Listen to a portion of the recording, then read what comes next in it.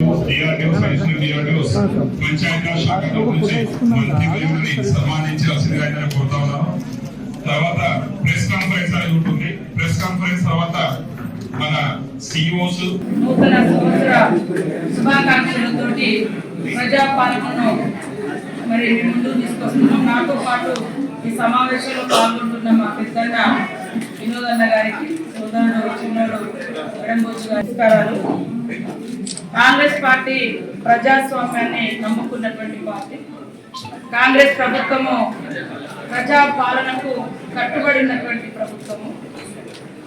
రేవంత్ రెడ్డి గారు గౌరవనీయులు మరి రాష్ట్ర ముఖ్యమంత్రి గారు రేవంత్ రెడ్డి గారి యొక్క ఆధ్వర్యంలో కాంగ్రెస్ ప్రభుత్వము అధికారంలోకి వచ్చిన వెంటనే ప్రజలకు ఏమైతే వాగ్దానాలు ఇచ్చినామో ఆ యొక్క ప్రతి వాగ్దానంతో పాటు ప్రధానంగా 6 గ్యారంటీలకు సంబంధించినటువంటి వాగ్దానాలను మేము అమలు చేసేటువంటి ప్రక్రియ డిసెంబర్ 7వ తారీఖు నాడు మంత్రివర్గ ప్రమాణ స్వీకారం అయింది.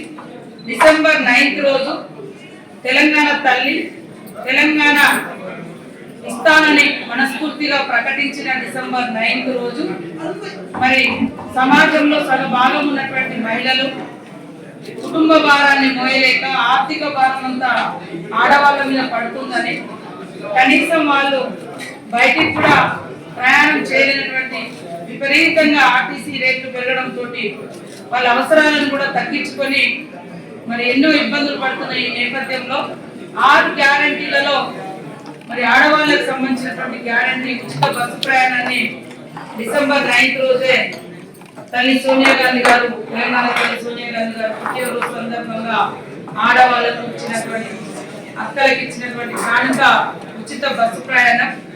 అదే విధంగా మరి 5 లక్షలుగా ఉన్నటువంటి ఆరోగ్యశ్రీని, రాజీవ్ ఆరోగ్యశ్రీని 10 లక్షలకు పెంచుతూ డిసెంబర్ 9th రోజు ఆ యొక్క జీవోను కూడా తీసుకురావడం జరిగింది. మరి ఇప్పుడు సంపూర్ణంగా సంబంధించినటువంటి దరఖాస్తులను హిస్టారికల్ డే 138 సంవత్సరాల కాంగ్రెస్ పార్టీ ఆవిర్భావ సందర్భంగా డిసెంబర్ 25 అనేది కూడా చాలా ప్రతిష్టాత్మకమైనటువంటి రోజు.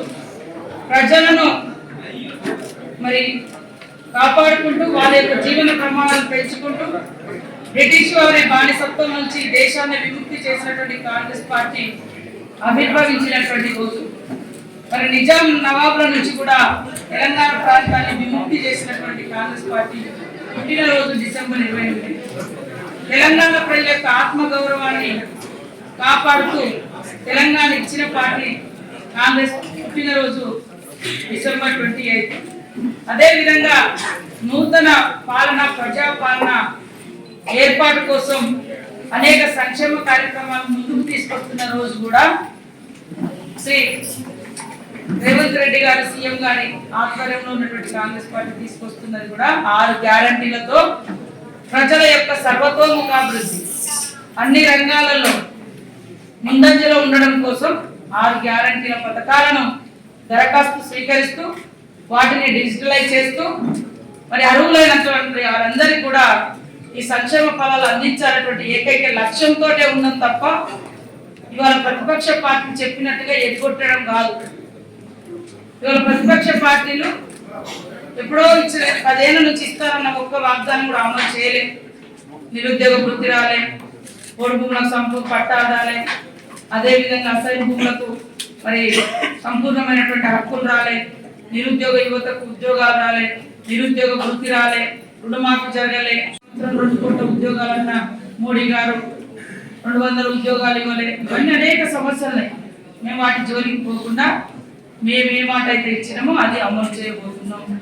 దాన్ని ఒక నియమ నిబంధనలతో ఒక క్రమ పద్ధతిలో చేస్తూ ఖచ్చితంగా ప్రజలకు ఇచ్చిన ప్రతి మాటను నిలబెట్టుకోవడం కోసమే డిసెంబర్ 8 నుంచి 6 గ్యారంటీల యొక్క దరఖాస్తుల స్వీకరణ.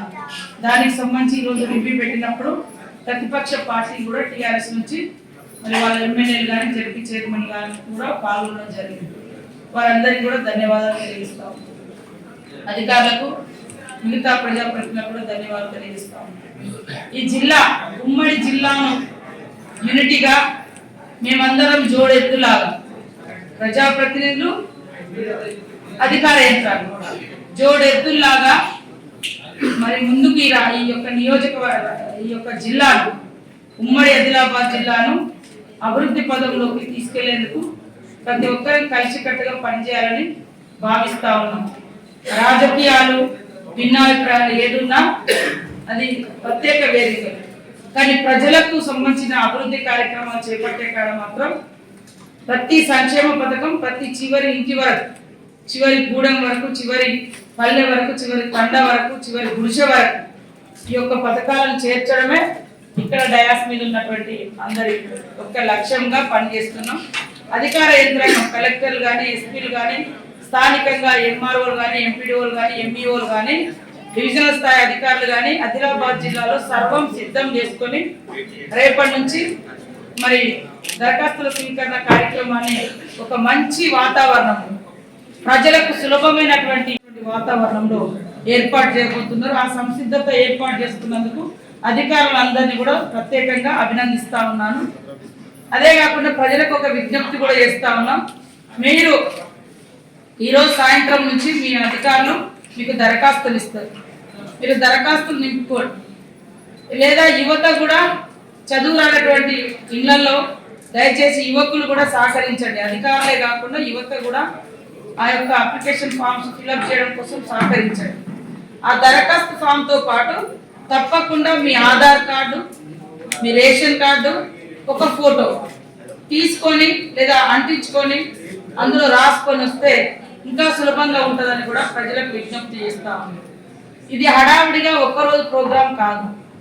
28వ తారీఖు నుంచి జనవరి 6వ తారీఖు వరకు కూడా ఈ యొక్క దరఖాస్తుల స్వీకరణ కార్యక్రమం ఉంటుంది. అందుకని ప్రజలందరూ కూడా మరి ఆదరాబాదరా కాకుండా హైరాణ పడకుండా మారుమూల గోలాంగూడలు కావచ్చు, లేకుంటే గోండుపల్లెలు కావచ్చు, తండలు కావచ్చు, దళిత వాడలు కావచ్చు, ఎక్కడైనా ఆ గ్రామ పంచాయతీకి దూరంగా ఉంటే నెక్స్ట్ 1-2 డేస్లో మీ దగ్గరికే వస్తారు. మీ దగ్గరికి ఎప్పుడు వస్తారో సంబంధిత అధికారులు మీకు టైం టేబుల్ కూడా అంటే డేట్ కూడా చెప్తారు ఏ రోజు వస్తారనేది. కాబట్టి ఇబ్బంది పడాల్సిన అవసరం లేదు. ఈ 4 రోజులు తీసుకున్న తర్వాత కూడా అక్కడ ఆ కౌంటర్లో ఖచ్చితంగా మండల ఆఫీస్ నుంచి ఒక అధికారి మీ దరఖాస్తుల స్వీకరణ కోసం ఉంటారు. అక్కడైనా మళ్ళీ 2 రోజులకైనా 1 రోజుకైనా ఇవ్వచ్చు. కాబట్టి ప్రజలందరూ కూడా మేము ఒక లక్ష్యంతో ప్రజల యొక్క అవసరాలను గుర్తుపెట్టుకొని అందరూ బాగుండాలన్నటువంటి ఉద్దేశంతో అభయహస్తంలో మరి ఈరోజు 6 గ్యారంటీల అమలు కోసం ఈ యొక్క కార్యక్రమాన్ని చేయబోతున్నాం. కాబట్టి అధికార యంత్రాంగం అదేవిధంగా ప్రజాప్రతినిధులు ప్రజలు సహకరించి ఈ యొక్క కార్యక్రమాన్ని విజయవంతం చేయాలని కోరుకుంటూ మరి ఆదిలాబాద్ జిల్లాకు వస్తే ఉమ్మడి ఆదిలాబాద్ జిల్లాకు వస్తే చాలా వెనుకబడ్డటువంటి ప్రాంతం. ఈ ప్రాంతాన్ని మరి ఎంతో కష్టపడి అందరి ఇష్టంతోనే పనిచేస్తేనే అభివృద్ధి పదంలోకి వెనుకబడ్డ ప్రాంత ప్రజలు ముందంజలోకి వస్తారు. ఒక హైదరాబాద్ లేకుంటే ఒక పట్టణాన్ని మనం చూసుకొని మురిసిపోవడం కాదు. అనేక గ్రామాలకు రోడ్డు రవాణా సౌకర్యం లేదు, మంచినీటి వ్యవస్థ లేదు, అంగన్వాడీ సెంటర్స్ లేవు, స్కూల్స్ లేవు.